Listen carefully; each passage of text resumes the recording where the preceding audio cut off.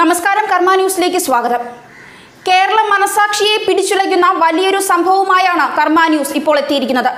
കരുനാഗപ്പള്ളിക്ക് സമീപം സ്ത്രീധനം കൊടുക്കാത്തതിന്റെ പേരിൽ ഭർത്താവും അമ്മായിയമ്മയും ചേർന്ന് പെൺകുട്ടിയെ പട്ടിണിക്കിട്ട് കൊന്നിരിക്കുന്നു. ഏറെ നാൾ പട്ടിണിക്കിട്ട് മരിക്കുമ്പോൾ വെറും 20 കിലോ ഭാരം മാത്രമാണ് പെൺകുട്ടിക്ക് ഉണ്ടായിരുന്നത്. ഭർത്തൃവീട്ടിൽ ദാരുണമായ അന്ത്യമായിരുന്നു ഭർത്താവും അമ്മായിയമ്മയും പെൺകുട്ടിക്ക് വിധിച്ചത്. മനുഷ്യ മനസാക്ഷിയെ തന്നെ മരവിപ്പിക്കുന്ന ഈ ക്രൂരതയ്ക്കിരയായത് കരുനാഗപ്പള്ളി അയണിവേലിക്കകത്ത് തെക്ക് തുളസീധരൻ വിജയലക്ഷ്മി ദമ്പതികളുടെ മകൾ തുഷാരയാണ്. വെറും 27 വയസ്സ് മാത്രമായിരുന്നു ആ പെൺകുട്ടിക്ക് ഉണ്ടായിരുന്നത്. മരണകാരണം പുറത്തു വന്നത് ഇപ്പോൾ മാത്രമാണ്. യുവതി മരിച്ചത് മാർച്ച് 21 രാത്രിയിലായിരുന്നു. മരിക്കുമ്പോൾ അസ്ഥികൂടം പോലെ ചുരുങ്ങിയ യുവതിക്ക് 20 കിലോഗ്രാം മാത്രമാണ് ഭാരമുണ്ടായിരുന്നതെന്ന് പോസ്റ്റ്മോർട്ടം റിപ്പോർട്ട് ഇപ്പോൾ പുറത്തു വന്നിരിക്കുന്നു. 60 കിലോയ്ക്കടുത്ത് ഭാരമുണ്ടായിരുന്ന യുവതിയെ ഏറെക്കാലം പട്ടിണിക്കിട്ട് 20 കിലോയാക്കി കൊലപ്പെടുത്തുകയായിരുന്നു എന്നാണ് പുറത്തു വരുന്ന വിവരങ്ങൾ.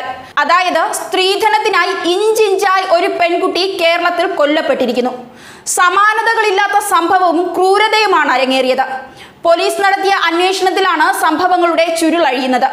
പൂയപ്പള്ളി ചെങ്കുളം പറണ്ടോണ്ട് ചരുവിള വീട്ടിൽ ഗീതാലാൽ എന്ന മരിച്ച യുവതിയുടെ അമ്മായിയമ്മയെയും ഭർത്താവ് ചന്തുലാലിനെയും പോലീസ് അറസ്റ്റ് ചെയ്തു കഴിഞ്ഞു. തുഷാരയ്ക്ക് പലപ്പോഴും പഞ്ചസാര വെള്ളം കൊടുക്കുകയും അരി കുതിർത്ത് നൽകുകയും ചെയ്തിരുന്നു. ഇത്തരത്തിൽ ചെയ്താൽ ശരീരഭാരം കുറയുകയും പ്രമേഹ സാധ്യത ഉണ്ടാവുകയും ചെയ്യും. തുടർന്ന് പട്ടിണിയുമായി ബന്ധപ്പെട്ട രോഗങ്ങൾ ഉണ്ടാകും. എന്തായാലും പോലീസ് അന്വേഷണം പുരോഗമിക്കുകയാണ്.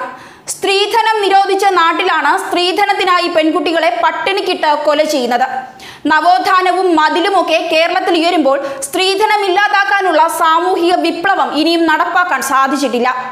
പെൺകുട്ടിയുടെ വീട്ടുകാർക്ക് പണമില്ലെങ്കിൽ നല്ല വിവാഹാലോചനകൾ വരില്ല എന്ന യാഥാർത്ഥ്യം ഇപ്പോഴും നിലനിൽക്കുന്നു.